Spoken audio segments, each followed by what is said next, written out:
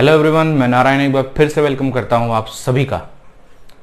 अगर आपको नरेशन के टॉपिक में दिक्कत होती है इंटरोगेटिव और इम्पेरेटिव के सवालों में, तो आज की इस वीडियो में मैं डिस्कस करने वाला हूं इन्हीं दो टॉपिक्स को।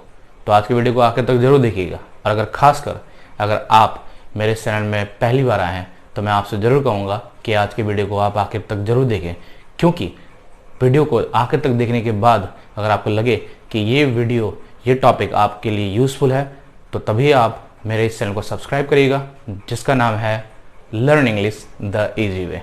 तो चलिए हमारे इस टॉपिक को शुरू करते हैं। और सबसे पहले मैं इंटरोगेटिव के टॉपिक को डिस्कस करूंगा। इंटरोगेटिव के अगर आप सेंटेंसेस को देखें तो आप देखेंगे कि इस तरीके से अगर आपको क्वेश्चन मिलते हैं तो आप देखेंगे कि वहां जो हमारा रिपोर्टेड स्पीच होता है वो दो तरीके से स्टार्ट होता है। पहला, जैसे कि आप यहां देखें व्हाट, और दूसरा जैसे कि आप यहां देखें आर। तो इन दोनों में क्या फर्क है? इन दोनों में एक बुनियादी फर्क ये है कि एक तरीके का जो हमारा इंट्रोगेटिव का जो सेंटेंस होता है उसका रिपोर्टेड स्पीच जो है वो स्टार्ट होता है WH वर्ड से। WH वर्ड जैसे व्हाट, व्हेन, व्हाई। और दूसरे तरीके का जो हमारा क्वेश्चन होता है वो स्टार्ट होता है किसी हेल्पिंग वर्ब से, जैसे यहां हुआ है आर, जैसे कि आर, इज, वॉज, वर। तो जब आप इस बुनियादी फर्क को जान जाएंगे, समझ जाएंगे, तो मैं बताना चाहूंगा आपको कि आधी जंग इसके तो आप वैसे जीत गए। और अगर आप इसको नहीं समझ पाए तो आप गलतियां करेंगे। तो अब जरा ध्यान से समझिए, मैं ये 4 क्वेश्चंस आपके लिए लेके आया हूं और इन 4 क्वेश्चंस के जरिए आपका इंटरोगेटिव का जो कॉन्सेप्ट है वो बिल्कुल क्लियर हो जाएगा। आप देखें, और ठीक मेरे पहले वीडियो की तरह ही इनको सॉल्व करने के लिए भी मैं आपके सामने लेके आया हूं वही 4 द इजी वे स्टेप्स। और 4 इजी वे स्टेप्स क्या है इसको मैं ऑलरेडी अपने फर्स्ट वीडियो में डिस्कस कर चुका हूं। तो बता दूं, सबसे पहले अगर आपको इंटरोगेटिव क्वेश्चंस को सॉल्व करना हो, डायरेक्ट से इनडायरेक्ट स्पीच में उसे चेंज करना हो, तो आपको ये जानना जरूरी है कि जो दिया गया जो भी हमारा क्वेश्चन होता है जो डायरेक्ट स्पीच में होता है वो 2 हिस्सों में बटा होता है। एक इन्वर्टेड कॉमा के बाहर जिसको हम कहते हैं रिपोर्टिंग वर्ब, और दूसरा जो इन्वर्टेड कॉमा के अंदर होता है जिसको हम कहते हैं रिपोर्टेड स्पीच। तो सबसे पहले हम इन बात को जानते हुए अपने स्टेप्स बाय स्टेप्स हम इनको सॉल्व करके देखते हैं। तो सबसे पहले मैंने आपसे कहा था कि हमने दिए गए क्वेश्चन में, दिए गए सेंटेंस में सेट टू को चेंज करना होता है। पहले वाले टॉपिक में, पहले वाले वीडियो में मैंने आपको बताया था कि एफर्मेटिव सेंटेंस अगर हमें मिले तो उसको सेट टू को किसको चेंज करना होता है, किस में चेंज करना होता है। लेकिन अब हम यहां इंटरोगेटिव को डिस्कस कर रहे हैं तो हमें यह जानना जरूरी है कि यहां सेट टू किस में चेंज होगा। तो मैं बता दूं, जब भी इंटरोगेटिव सेंटेंस आपको मिले तो आप वहां सेट टू को आस्क्ड में चेंज कर सकते हैं, इंक्वायर्ड में चेंज कर सकते हैं। लेकिन मैं सहूलियत के लिए आपको बताऊं, किसी एक टॉपिक को लेकर चलते हैं, किसी एक वर्ड को लेकर चलते हैं, और वो ये कि सेट टू को हम चेंज कर देंगे आस्क्ड में। ठीक है, तो पहले एक ही जो इस स्टेप को लेकर हम इन क्वेश्चन को सॉल्व करेंगे। फिलहाल मैं शुरुआत में आपके लिए पहले और दूसरे क्वेश्चन को सॉल्व कर रहा हूं। तो ये हो गया यू, सेट टू को हमने चेंज करना है आस्क्ड में, क्योंकि ये इंटरोगेटिव क्वेश्चन है, इंटरोगेटिव सेंटेंस है। दूसरा आई, सेट टू को फिर हमने चेंज करना है आस्क्ड में हिम। ठीक है, अब हम बढ़ेंगे अपने दूसरे स्टेप की ओर। और दूसरे स्टेप में मैंने क्या बताया था आपको? दूसरे स्टेप में बताया था कि हमें कनेक्टर का यूज करना है रिपोर्टिंग वर्ब और रिपोर्टेड स्पीच को आपस में जोड़ने के लिए। तो अब आपको यहां भी बिल्कुल ध्यान देना पड़ेगा, वो ये कि अगर आपको पहले तरीके का सेंटेंस मिले जिसमें रिपोर्टेड स्पीच की शुरुआत किसी WH वर्ड से हो तो बड़ा आसान है। उसमें हमने क्या करना है, जो हमें WH वर्ड हमें वहां मिल रहा है आप उसी को एज ए कनेक्टर यूज कर सकते हैं। जैसे कि पहले में व्हाट मिला तो हमने व्हाट लिख दिया।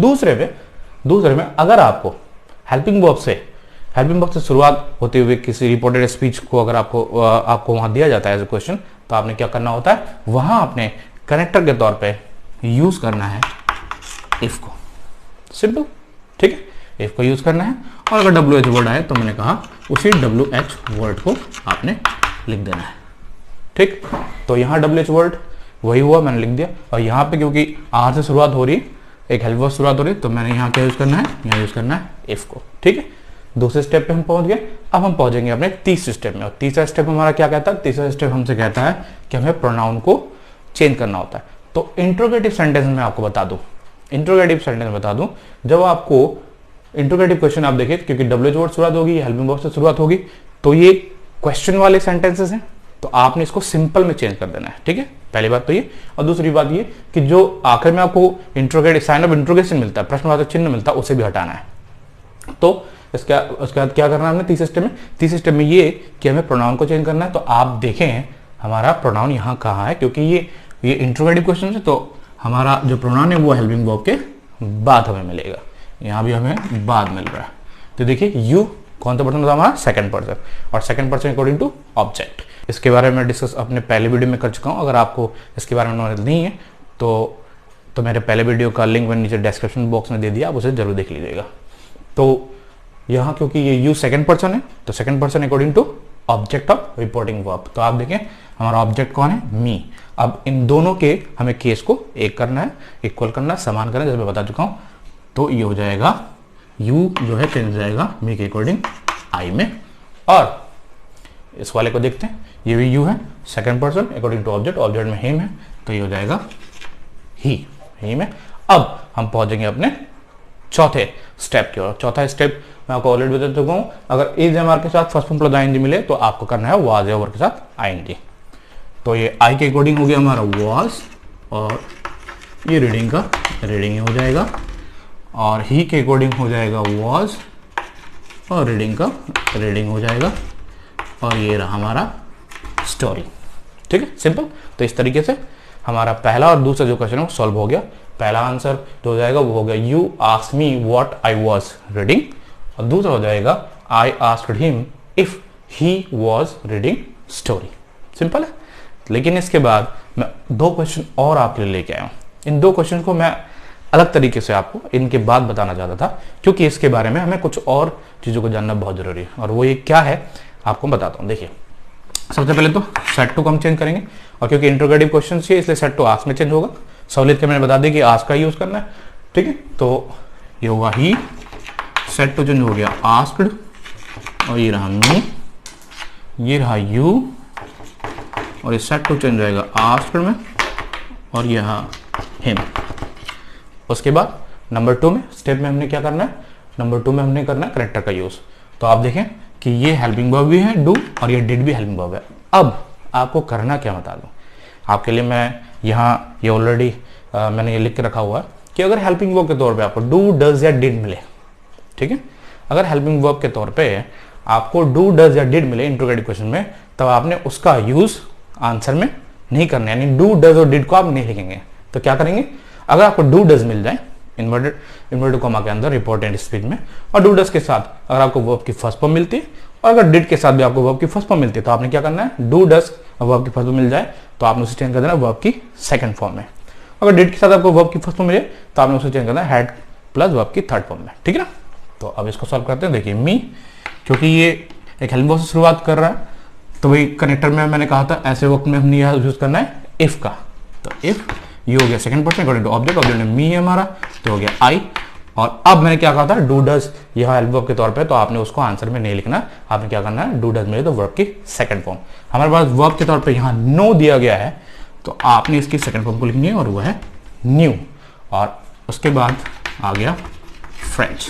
ठीक है, और इसको देख लेते हैं, ये भी आएगा यहाँ कैरेक्टर के तौर पे इफ, और डिड आ रहा है, तो डिड आएगा, तो मैंने क्या कहा था, डिड के साथ वर्ब की फर्स्ट फॉर्म अगर आ जाए तो आपको हेड के साथ वर्ब की थर्ड फॉर्म यूज करनी है, और डिड का यूज आपने आंसर में नहीं करना। तो ये हो गया, और ये हो गया हमारा ही कौन सा पर्सन होता है, ये होता है हमारा थर्ड पर्सन, और थर्ड पर्सन नो चेंज, तो हम इसे चेंज करेंगे, ये हो गया ही। और अटेंड, यहाँ पे फर्स्ट फॉर्म आ रहा है, तो हमने क्या यूज करना, हेड के साथ वर्ब की थर्ड फॉर्म, ये हो गया हैड, और अटेंड की थर्ड फॉर्म होगी अटेंडेड, और ये हो गया क्लास। इतना सिंपल। तो इस तरह से तीसरा चौथा आंसर क्या बन गया, तीसरा आंसर बन गया हमारा he asked me if I knew French, और अगला बन गया चौथा you asked him if he had attended class. तो देखा, ये वो तरीका था, बड़ा आसान सा तरीका, और in for the easy way steps के जरिए आप इंट्रोगेटिव के इस तरह के क्वेश्चन को आसानी से सॉल्व कर लेंगे। ठीक है, तो अब हम बढ़ते हैं अपने अगले टॉपिक में जो कि है इंपेरेटिव। तो अब हम डिस्कस करेंगे अपने इस वीडियो के आखिरी टॉपिक को जो कि इंपेरेटिव के सेंटेंसेस। तो इंपेरेटिव के सेंटेंस को सॉल्व करने से पहले आपको ये जानना जरूरी है कि आप कैसे समझेंगे कि दिया गया जो सेंटेंस वो इंपेरेटिव के सेंटेंस है। तो मैं आपको बता दूं, जब भी आपको कोई सेंटेंस दिया जाए और वहां आप देखिए कि इन्वर्टेड कॉमा के अंदर रिपोर्टेड स्पीच के अंदर अगर आपको वर्ब की पहली फॉर्म मिले, जैसे यहाँ कीप, जैसे यहाँ टेक, या फिर आपको मिले प्लीज, तो आप समझ जाएं कि वो सेंटेंस जो है वो इंपेरेटिव के सेंटेंसेस है। और मैं आपको बता दूं कि मेरे पहले वीडियो में और इस वीडियो में भी मैंने अभी तक नेगेटिव किसी भी तरीके के सेंटेंस को बताया नहीं, उसको डिस्कस नहीं करा। इसके पीछे कारण ये है कि मैं सभी तरीके के नेगेटिव जो क्वेश्चंस हैं उनको एक बार में डिस्कस करना चाहता हूं। उनके लिए मैंने अपना अलग सा वीडियो बना रखा है, तो इसलिए मैं इसमें भी सिर्फ और सिर्फ पॉजिटिव जो सेंटेंस है उनको डिस्कस कर रहा हूं, तो आप समझे। तो जब आपको इस तरीके से इंपेरेटिव के सेंटेंस मिले तो फिर वही आपको फोर जो इजी वे है स्टेप से उनका यूज करना है। लेकिन इस बार बता दो, इस बार इंपेरेटिव के जो सेंटेंस है उनको डायरेक्ट स्पीच से इनडायरेक्ट स्पीच में चेंज करते वक्त थोड़ा सा इसमें अंतर आएगा, तो उस अंतर को, उस डिफरेंस को हम डिस्कस करेंगे। लेकिन सबसे पहले हम ये देखेंगे कि हमारा जो सेट टू है वो किस में चेंज होगा। तो आप देखें कि इंपेरेटिव के सेंटेंस में सेट टू जो है वो अलग अलग दिए गए सेंटेंस के इमोशंस के अकॉर्डिंग चेंज होते हैं, तो उसको हम पहचानेंगे। जैसे कि पहले सेंटेंस में दिया गया my father said to me keep quiet, यानी मेरे पिताजी ने मुझसे कहा कि चुप रहो। तो सीधी सी बात है, मेरे पिताजी मुझे ऑर्डर दे रहे, आदेश दे रहे। तो यहाँ इस तरीके के सेंटेंस में, जिस सेंटेंस में जो भाव हो किसी तरीके का आदेश देने का, तो हमने वहां सेट टू को ऑर्डर्ड में चेंज कर देना है। ठीक है, दूसरे सेंटेंस को आप देखिए, दूसरे सेंटेंस लिखा है doctor said to patient take medicine properly, यानी कि डॉक्टर ने मरीज से कहा कि भाई जो दवाइयां हैं वो सही तरीके से लेते रहो। तो सीधी सी बात है, डॉक्टर ने मरीज को एडवाइस दिया है, उसको सुझाव दिया है। तो इस तरीके के सेंटेंस, अगर इस तरीके से इमोशंस वाले जो सेंटेंस हैं, भाव वाले सेंटेंस आए, तो उससे हमने चेंज कर देना है एडवाइस में, किसको, सेट टू को। ठीक है, तो अब हम अपने तीसरे सेंटेंस को डिस्कस कर लेते हैं। तीसरे सेंटेंस बोला गया है my friend said to me please help me. तो आप रिपोर्टेड स्पीच के अंदर देख रहे हैं प्लीज लिखा हुआ है, और ये किस तरीके के भाव को लिए हुए ये सेंटेंस, तो इसमें जो है इमोशंस जो आ रहे हैं वो है रिक्वेस्ट का। तो इस तरीके के सेंटेंस जब भी आए तो आपने वहां जो है हमारे सेट टू को चेंज कर देना है रिक्वेस्टेड में।